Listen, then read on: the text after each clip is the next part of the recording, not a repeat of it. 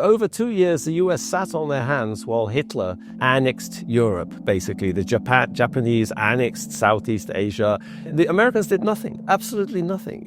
Like to that kind of existential threat, to the world, they did nothing for over 2 years. It was only when the Japanese bombed Pearl Harbor, that they entered the war. If the Japanese hadn't done that, the Japanese decided that at some point the Americans were going to enter the war anyway, so they might as well strike first. But that, you could say that was a miscalculation.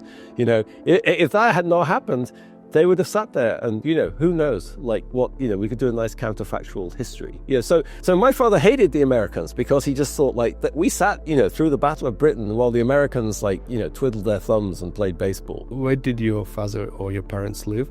Well, they lived in London during the war. Yeah, my father didn't fight in the military because he was an electrical engineer, and he worked on radar, the development of radar, basically. So he was like an exempt profession that helped develop radar, which was a kind of super high priority.